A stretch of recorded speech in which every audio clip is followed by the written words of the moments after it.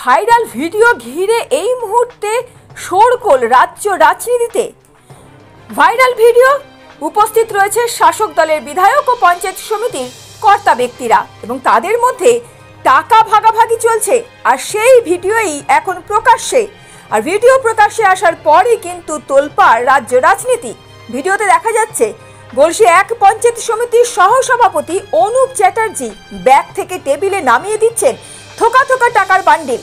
আর সেই টাকা পঞ্চায়েত সমিতির কৃষি কর্মাধ্যক্ষ পার্থ মণ্ডল, বিধায়ক নেপাল ঘড়ুইয়ের মধ্যে ভাগ হচ্ছে। এখন এই ভিডিও প্রকাশ্যে আসার পরই কিন্তু রীতিমতো নড়ে চড়ে বসেছে বিরোধীরা। আমরা শুনবো বিজেপি কি বলছে, একই সঙ্গে শুনবো তৃণমূলের জেলা সভাপতি রবীন্দ্রনাথ চট্টোপাধ্যায় কি জানাচ্ছেন। কিন্তু তার আগে দেখে নেব এই ভিডিওটা কিন্তু প্রায় 6.5 মিনিটের। তার থেকে কিছু অংশ আমরা কিন্তু দেখে নেব এই মুহূর্তে আগে যে কি চলছে ওই গোপন কেবিনে। তারপরে আসবো বিরোধীদের বক্তব্যে এবং তারপর আসবো সপক্ষে কি যুক্তি দেখাচ্ছেন পূর্ব বর্ধমান জেলা সভাপতি তৃণমূলের রবীন্দ্রনাথ চট্টোপাধ্যায়।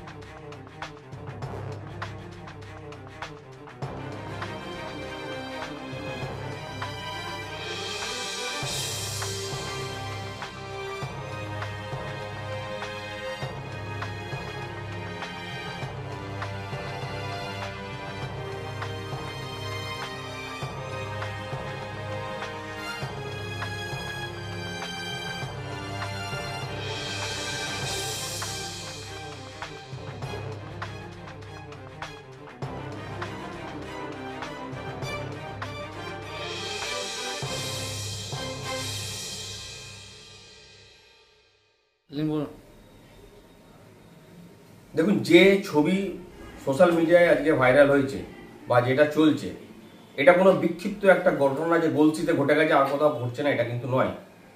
আজকে বিগত মোটামুটি বলতে পারেন যে 2011 সাল থেকে গোটা পশ্চিমবাংলা যেটা চলছে তারই এটা একটা খণ্ডচিত্র মাত্র। সব জায়গাতে তৃণমূলের আমলে এই যে কাটমানি বা এই ভাগাভাগি নিয়ে আজকে কোন জায়গায় পৌঁছে গেছে তার সবচেয়ে বড় উদাহরণ হচ্ছে নিজেদের মধ্যে মারামারি, গোষ্ঠী আর গোষ্ঠীবাজি। তারই ছবি আমরা দেখতে পাচ্ছি, এখানে ভাগাভাগি চলছে। হয়তো এখানে ভাগাভাগিটা ঠিকভাবে হচ্ছে বলে সে মারামারি জায়গায় পৌঁছায়নি।